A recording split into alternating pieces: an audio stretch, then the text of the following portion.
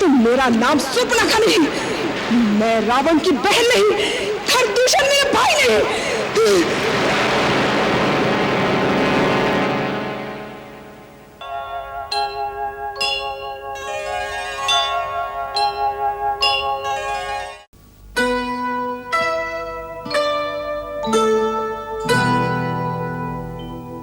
मुनि अगस्त मुनि श्रेष्ठ महान, धरे शरीर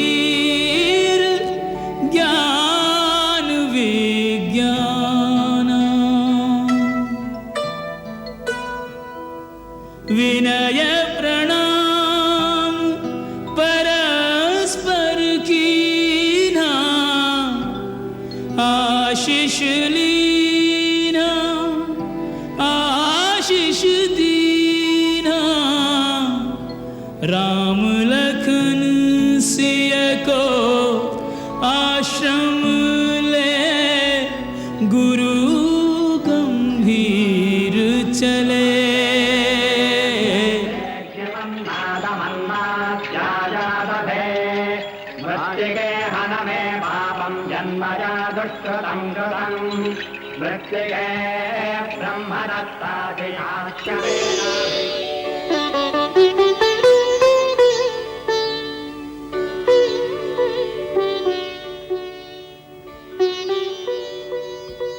आज आर्यावर्त का सूर्य अगस्त्य आश्रम में उदय हुआ। हमारी चिरकाल की अभिलाषा आज पूर्ण हुई। हे मुनीन्द्र, वनवास काल में महामुनि भरद्वाज, महर्षि वाल्मीकि, अत्रि मुनि, सती शिरोमणि देवी अनसुया, सिद्ध जितेंद्रिय शरभंग आदि अनेक मनस्वी तपस्वी महान विभूतियों के सत्संग में व्यतीत घड़ियां जन्म जन्मांतर के पुण्य से प्राप्त हुई है। उस पर महात्मा सुतीक्ष्ण के सहयोग से आपके दर्शन तो मानो साक्षात सर्वेश्वर महादेव से साक्षात्कार होने के समान है। अपने सेवक को सदा ही बढ़ाई देना एक अच्छे स्वामी का गुण है। हे राम, तुम तो ये रहस्य जानते ही हो कि स्वयं भगवान शिव भी जिनके नाम का सदा जाप करते हैं, उन्हीं की कृपा से एक तुच्छ प्राणी को भी भक्ति, शक्ति, ज्ञान सब कुछ प्राप्त हो सकता है। ये विनय भाव ही तो आपकी शोभा है, अन्यथा आपकी महत्ता, आपकी महिमा तो देवताओं से बढ़कर है। अपनी सूर्य तुल्य तेजस्विता से समुद्र शोषण करने वाले तेजोमय तपस्वी हैं आप। हे दीर्घायु महात्मन, आपकी सिद्धि के सम्मुख नतमस्तक होकर देवता, गंधर्व, सिद्ध, यति आपकी उपासना करके धन्य होते हैं। आज आपके चरणों में बैठकर जन्म सुफल हुआ हम तीनों का। ये दुर्लभ पुण्य हमें अपने वनवास के अंतिम चरण में ही सुलभ हुआ है। जब तुम्हारे दंडक वन में आने का समाचार मिला था, तो हृदय में एक आशा जागी थी कि इस आश्रम में भी तुम्हारा आगमन होगा और हम तुम्हारे दर्शनों से अपने नेत्रों को कृतार्थ कर लेंगे। आज वो आशा फलीभूत हो गई। तुमने 10 वर्षों तक दंडकारण्य में ऋषियों की रक्षा का भार संभाला है। अब तुम्हारे वनवास का जो थोड़ा समय शेष रह गया है, उसे तुम हमारे आश्रम में रहकर व्यतीत करो। ये आश्रम राक्षसों के आतंकों से मुक्त है। यहाँ आकर हिंसक पशु भी अपनी हिंसा भूल जाते हैं। तुम्हें अपनी तपस्या और साधना में यहाँ के वातावरण से सहायता मिलेगी। यह आपका विशेष अनुग्रह है मुनिनाथ। आपके श्री चरणों की छाया में रहकर आध्यात्मिक लाभ प्राप्त करूं और शांति पाऊं, इससे अधिक सौभाग्य और क्या हो सकता है। परंतु आप तो मेरा उद्देश्य जानते ही हैं। मैं दंडक वन को राक्षसों और आसुरी शक्तियों के अत्याचारों से मुक्त करने की प्रतिज्ञा ले चुका हूं। इसलिए मैं अपने आप को इस परम सुख से वंचित करने पर विवश हूं। तुम ठीक कह रहे हो राम। मैं देख रहा हूं कि तुम्हारा कार्य और देवताओं का उद्देश्य अभी पूरा नहीं हुआ, और ये उचित भी है। इस दंडक वन पर तुम्हारे ही एक पूर्वज महाराज दंडक राज करते थे। नरभक्षी राक्षसों ने उस हरे भरे देश को उजाड़ दिया है, अतः हम तुम्हें कर्तव्य से विमुख नहीं करेंगे। नाथ, मुझे कोई ऐसा स्थान बताने की कृपा करें जहां मैं प्रहरी की भांति राक्षसों के आने का रास्ता रोक सकूं। ऐसा स्थान पंचवटी है, पवित्र गोदावरी के किनारे। यह स्थान बड़ा सुरम्य है, तुम वहीं वास करो। उसके आगे जनस्थान में राक्षसों ने अपनी अग्रिम छावनी बना रखी है। तुम वहां से अपने सारे साम्राज्य की सीमा की रक्षा कर सकते हो।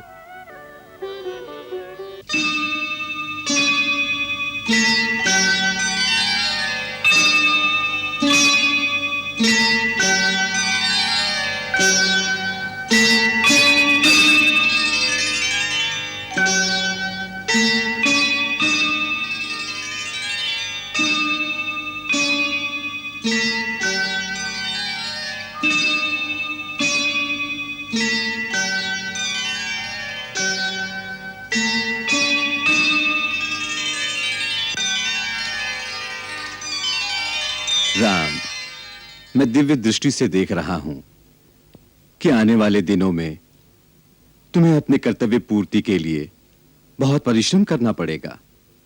कई संकट आएंगे तुम्हारे रास्ते में।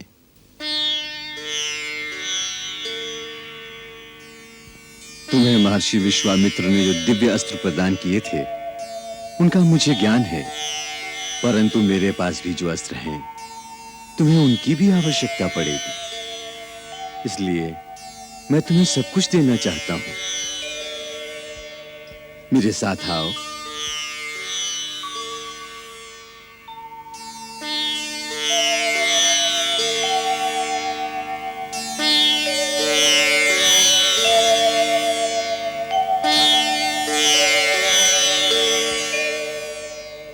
ये महान धनुष शत्रु के किसी भी शस्त्र से नहीं कट सकता। इसे विश्वकर्मा ने स्वयं विष्णु के लिए बनाया था। आगे चलकर महापराक्रमी और अत्यंत मायावी राक्षस वीरों से तुम्हें टक्कर लेनी होगी। इसलिए तुम ये धनुष ग्रहण करो।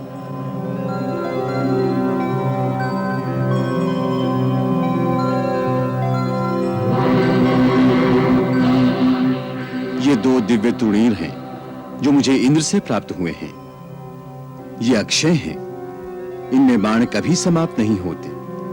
ये चारों बाण शत्रु का नाश करके विलीन हो जाते हैं और अपने तुणीर में फिर से प्रकट हो जाते हैं। ये तुम दोनों के लिए है, इन्हें ग्रहण करो।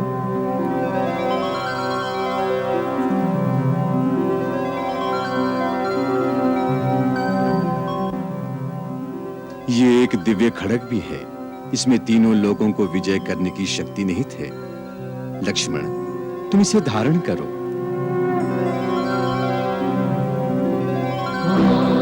राक्षसों का नाश करने में यह तुम्हारी सहायता करेगी।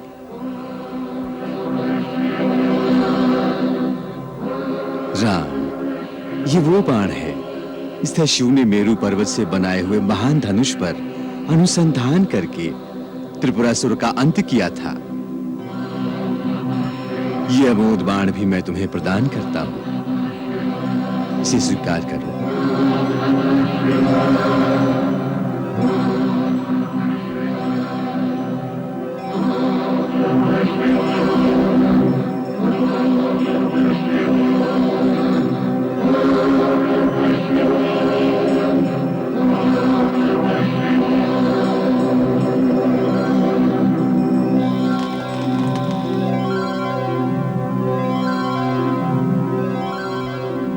इन दिव्य अस्त्रों की समस्त शक्तियां आज से तुम्हारे अधीन रहकर तुम्हारी आज्ञा का पालन करेंगी। प्रभु, आपकी इस विशेष कृपा से हम धन्य हो गए। राम, तुम सर्वदा विजयी होगे। तीनों काल और समस्त लोकों में तुम्हारी जय गाथा गाई जाएगी। देवता भी तुम्हारे आगे नतमस्तक होंगे। हे कर्मवीर, मैं भी तुम्हें प्रणाम करता हूं।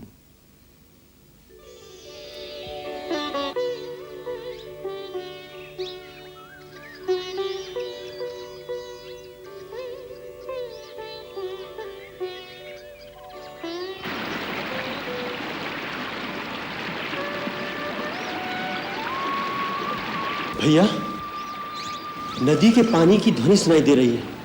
लगता है हम गोदावरी के पास आ गए हैं। हाँ लक्ष्मण, यही पंचवटी होगी। वो देखो, वो क्या है?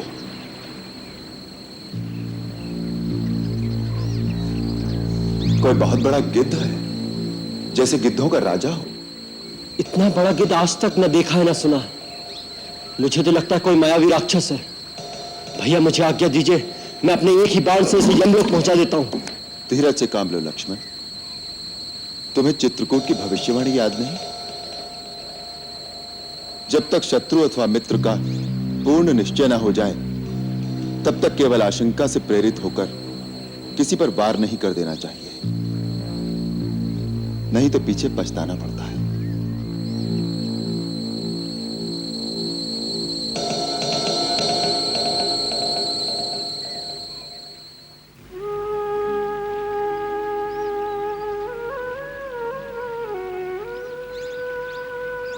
हे महापक्षी, मैं आपका परिचय जानने की इच्छा से आपके सम्मुख आया हूं।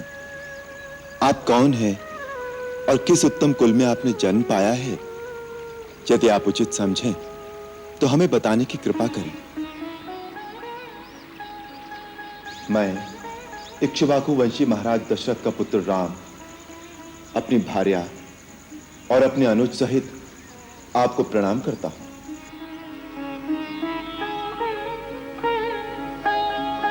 वत्स राम, तुमने मेरे स्वर्गवासी मित्र दशरथ का नाम लेकर मुझे रोमांचित कर दिया है। महापराक्रमी महाराजा दशरथ के साथ मेरी मित्रता देवासुर संग्राम के समय हुई थी, जब उन्होंने सम्रासुर का संहार किया था। उस दिन उन्होंने मुझे गले लगाकर कहा था कि जटायु, तुम मेरे प्राणों जैसे प्यारे हो। तुम उनके पुत्र हो तो जैसे मेरे ही पुत्र हो। रघुनंदन महर्षि कश्यप के 2 पुत्र हुए थे, गरुड़ और अरुण। गरुड़ श्री विष्णु जी की सेवा में चला गया और अरुण सूर्य देव की सेवा में लीन हो गया। मैं उन्हीं अरुण का पुत्र हूं। हम 2 भाई हैं। मेरे बड़े भाई संपत्ति गिद्धों के राजा हैं। मेरा नाम जटायु है। तुम लोग पंचवटी में पनकुटी बनाकर रहो। मैं उसके आसपास ही एक प्रहरी की भांति तुम्हारी रक्षा करता रहूंगा। पक्षीराज, आज कितना भाग्यशाली दिन है। आपसे मिलकर जैसे मेरे पिता मुझे फिर से मिल गए। अब मैं अपने आप को फिर से सनाथ और सुरक्षित अनुभव करता हूं। लक्ष्मण, यहीं पर अपनी पर्णकुटी बनाओ। हाँ वत्स, उधर नदी के किनारे वो स्थान सबसे उत्तम है।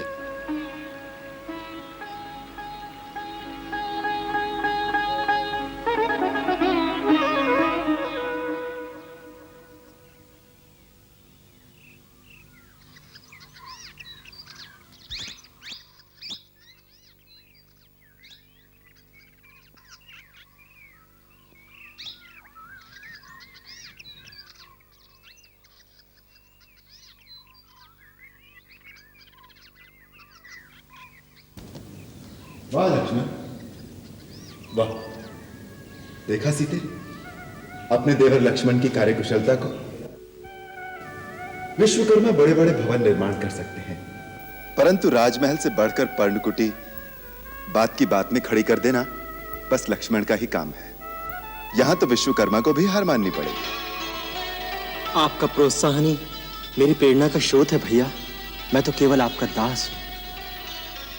तू मेरे लिए क्या है लक्ष्मण, ये कहने को शब्द नहीं है मेरे पास। वनवास में यदि तू मेरे साथ ना होता तो मैं अकेला क्या कर लेता।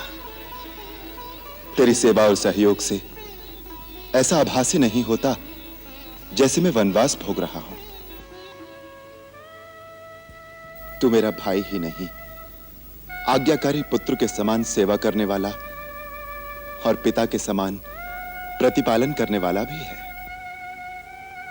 भैया, मेरा ये जन्म आपके इन चरणों में समर्पित होने के लिए ही हुआ है। भाभी, एक बार पूरी तरह निरीक्षण करके बता दीजिए, कहीं कोई कमी तो नहीं रह गई। सो तो मैं देख ही रही हूँ, कल्पना से भी अधिक सुंदर है इस पवित्र कुटिया का कोना कोना। तुमने तो मेरा स्वप्न साकार कर दिया देवर जी।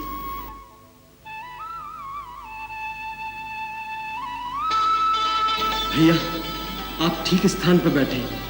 ये स्थान मैंने आपके लिए ही बनाया है, आपके संध्या बंधन के लिए। साथ में फूल भी रख दिए हैं। कैसा है भैया?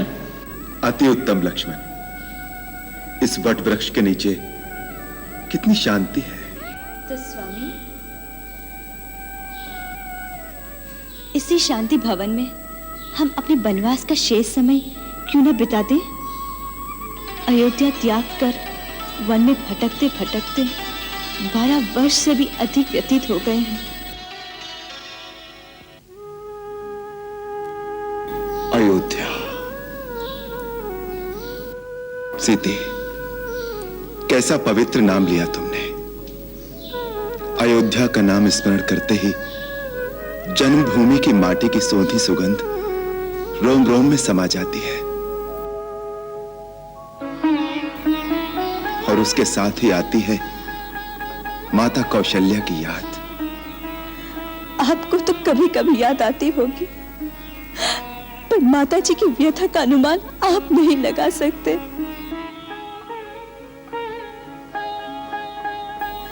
धर्म, धीरज, संयम सब अपने अंदर समेटे हुए बेटे का वनवास पूरा होने का एक एक दिन कितने कितने किस प्रकार वो अपने दिन बिता रही होगी। सीते, जब कभी एकांत में बैठता हूं तो माता कौशल्या की आवाज मेरे कानों में गूंजने लगती है, उसी प्रकार जैसे वो बचपन में बुलाया करती थी। राम, जल्दी आओ पुत्र, भोजन परोस दिया है।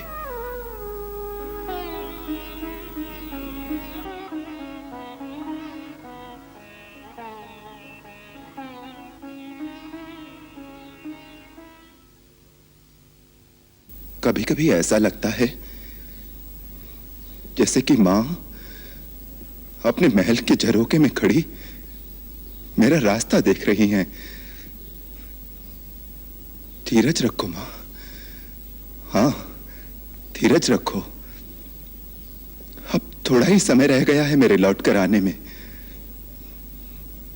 मैं आ रहा हूं मां, मैं आ रहा हूं मां।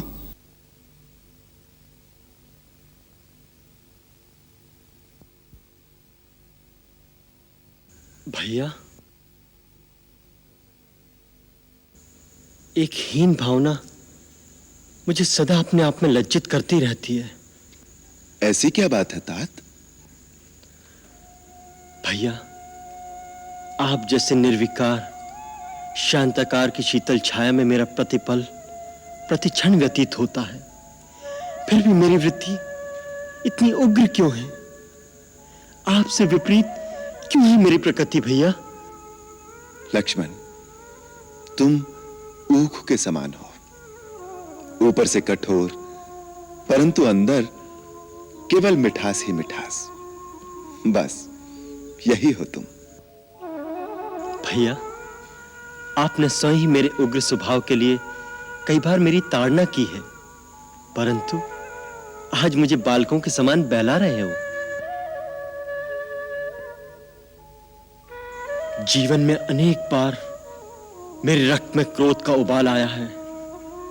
उन सब का कुछ न कुछ औचित्य मैं सिद्ध कर सकता हूं, परंतु एक क्रोध, एक आवेश के लिए मैं स्वयं को कभी क्षमा नहीं कर सकता।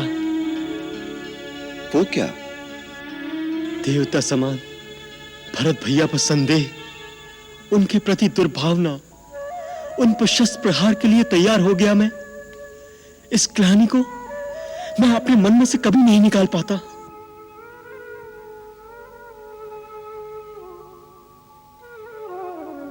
भूल चूक भ्रांत भावना में भटक जाना मानव मात्र का प्राकृतिक स्वभाव है लक्ष्मण।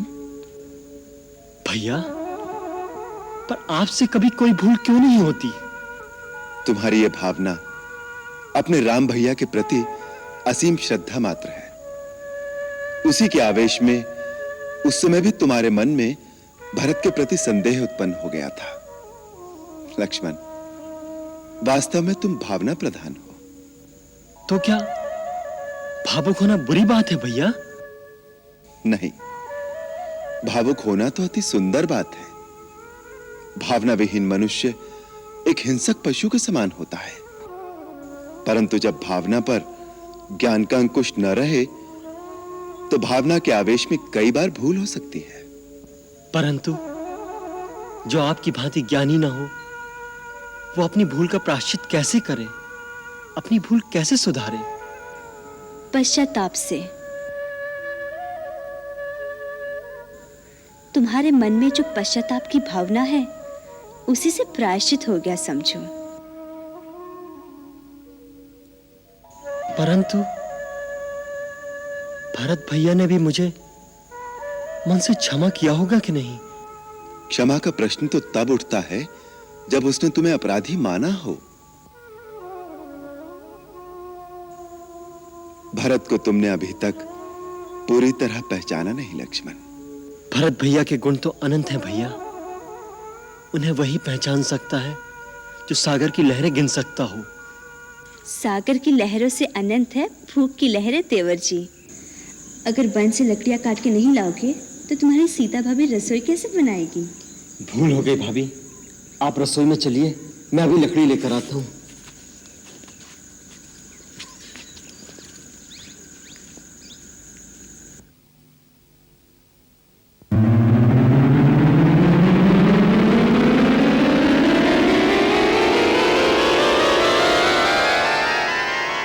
शूर्पणखा व्याकुल भई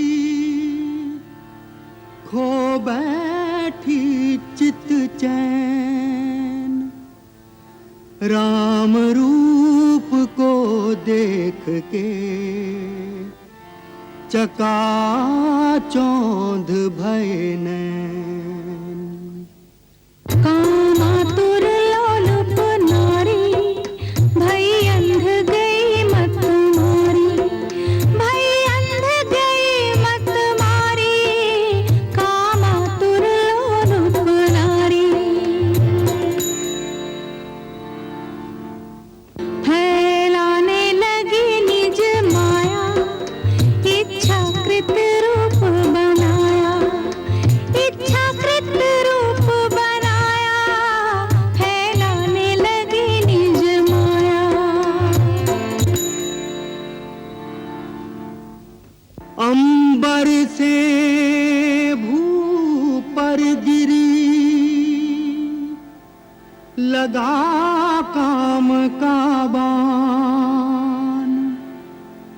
झुलस उठी कामाग्नि में बस में रहे न प्राण।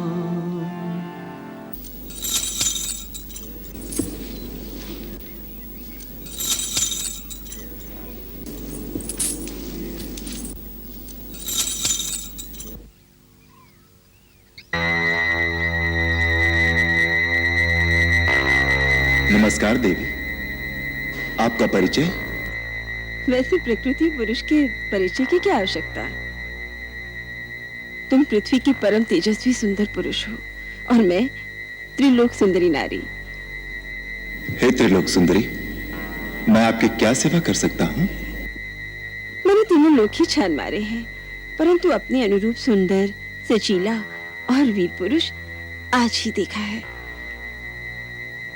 इस पृथ्वी पर न तुम जैसा कोई पुरुष है और न मुझ जैसी नारी।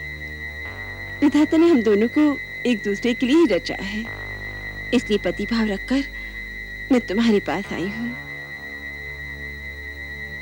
मैं इच्छा अनुसार रूप धारण करने वाली राक्षस कुल की राजकुमारी शूर्पणखा हूँ। मेरा नाम कामवल्ली भी है। राजकुमारी शूर्पणखा?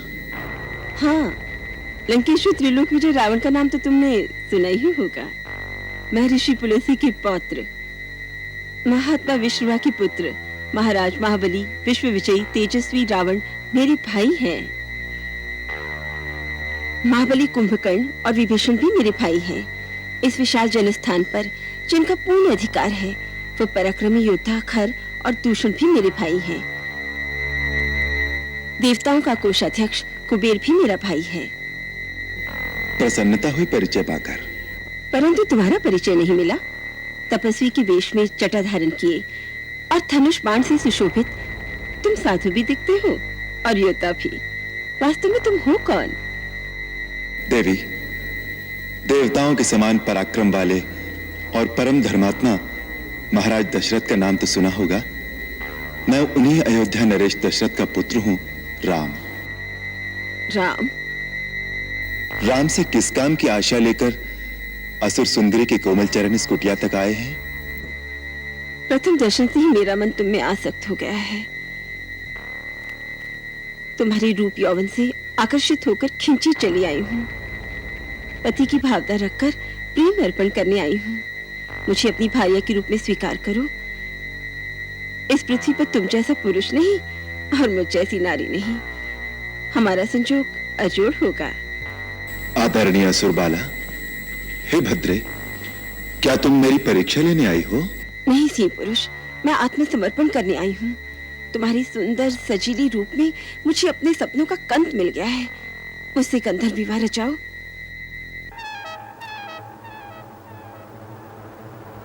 मैं विवाहित हूं। ये मेरी परिणीता धर्मपत्नी सीता है।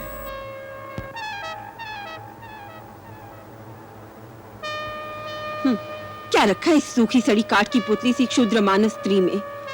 इसे तो मैं अभी खा जाऊंगी। उसके बाद तुम दंडक वन के राजा बनना और मैं तुम्हारी प्राण प्यारी रानी। हाँ, यदि तुम्हें इस पर दया आती हो तो ये भी पड़ी रहेगी हमारी दासी बनकर। हमारे वन प्रदेश में एक नहीं अनेक विवाह रचा सकते हैं। किंतु मैं एक पत्नी व्रत ले चुका हूं, और फिर तुम जैसी स्त्री साउथ का साथ कैसे सहन करेगी?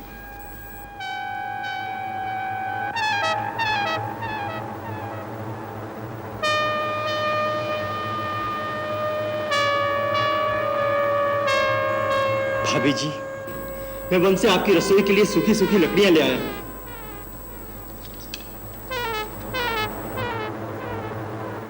ये कौन है तुम्हारी ही जैसा सुंदर और सजीला? ये मेरा छोटा भाई लक्ष्मण है। अकेला है? हाँ, वन में तो अकेला ही है। तो ठीक है, मैं इसके सन्मुख विवाह का प्रस्ताव रखूंगी। तुम स्वच्छंद विचरण करने वाली नारी ठहरी, तुम्हें मनमानी करने से कौन रोक सकता है? प्रयत्न करके देखो।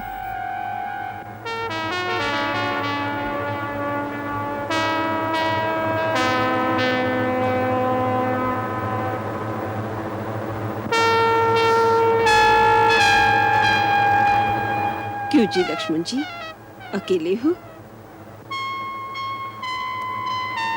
कहिए, आपको क्या कष्ट है?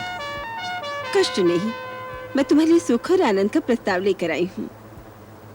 अभी तो आप भैया से कुछ याचना कर रही थी। उस भाग्य ने मेरी बात का मोल ही नहीं जाना। कहता है मेरी स्त्री साथ है। छोड़ो उसे, मैं हर तरह तुम्हारे योग्य हूँ, तुम मेरे योग्य हो। मेरा परिणय प्रस्ताव स्वीकार करो। भद्रे, स्वामी को छोड़कर सेवक के पास क्यों चली आई? क्या तुम्हारी दृष्टि में स्वामी और सेवक में कोई अंतर नहीं? हे गजगामिनी, कहां तो तुम स्वामिनी बनने के सपने देख रही थी। मैं तो अपने बड़े भैया श्री रामचंद्र जी का दास हूं। मेरी संगनी बनकर भैया भाभी की सेवकाई करते करते थक जाओगी। रानी बनते बनते दासी क्यों बनना चाहती हो? जाओ, वहीं जाकर अपनी मनोकामना की याचना करो। मैं यहाँ याचना करने नहीं आई। तुम दोनों भाई मेरे प्रेम प्रस्ताव को ठुकरा रहे हो केवल एक शूद्र स्त्री के कारण। इसका तो मैं नामो निशान मिटा दूंगी। तुम्हारे सामने इसे अभी खा जाऊंगी।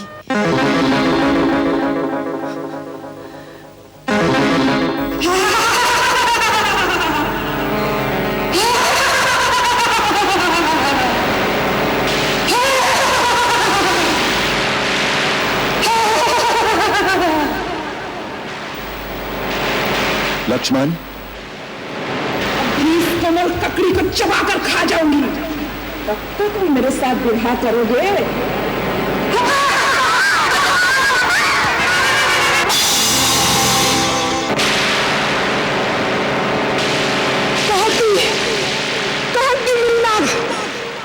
यदि दंडकारिणी में तुम दोनों की चिता ना जला दी तो मेरा नाम सुपर्णखा नहीं, मैं रावण की बहन नहीं, खरदूषण मेरे भाई नहीं।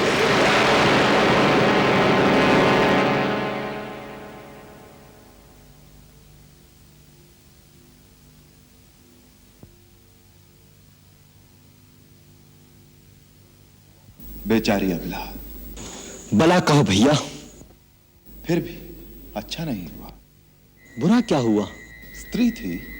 दुराचारणी दुष्टा थी। महर्षि विश्वामित्र ने भी ताड़का वध का आदेश देते समय यही कहा था। ऐसी दुष्टा नारी का वध करने में कोई दोष नहीं, हमने तो केवल उसकी नाक काटी है। एक लज्जाहीन स्त्री जब कामातुर हो जाए तो उससे भयानक और कोई नहीं होता। वो तिरस्कृत होकर अपना और दूसरों का सर्वनाश कर सकती है।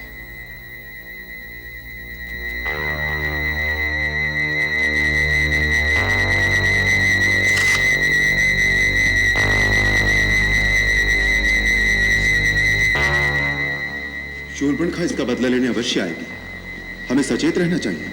हाँ भैया। जय श्री राम। दंडक वन में श्री राम, लक्ष्मण और भगवती सीता महर्षि अगस्त्य से मिलते हैं। यह दृश्य अद्भुत होता है। जब तीनों उन्हें प्रणाम करते हैं तो अगस्त्य भी प्रणाम लौटाते हैं, क्योंकि वे जान चुके हैं कि स्वयं महानारायण विष्णु, शेषनाग और भगवती सीता उनके आश्रम में पधारे हैं। महर्षि उन्हें पंचवटी में निवास करने का परामर्श देते हैं और आने वाले संकटों से निपटने के लिए दिव्य अस्त्र शस्त्र भी प्रदान करते हैं। विष्णु धनुष, अक्षय तृणीर और शिव का अमोघ बाण। आगे पंचवटी में राम की मुलाकात गिद्धराज महात्मा जटायु से होती है, जो उनके पिता दशरथ के सखा थे। जटायु उन्हें सुरक्षा का वचन देते हैं। वनवास के 12 वर्ष बीत चुके हैं। जब राक्षसी शूर्पणखा पंचवटी में प्रवेश करती है, वह राम पर मोहित होकर विवाह प्रस्ताव रखती है, जिसे राम हंसी में टाल देते हैं। विफल होकर वह लक्ष्मण के पास जाती है, पर जब वहां भी अस्वीकार होती है तो क्रोध में सीता पर झपटती है। तभी लक्ष्मण तलवार से उसकी नाक काट देते हैं और यहीं से प्रारंभ होता है रामायण का सबसे निर्णायक अध्याय।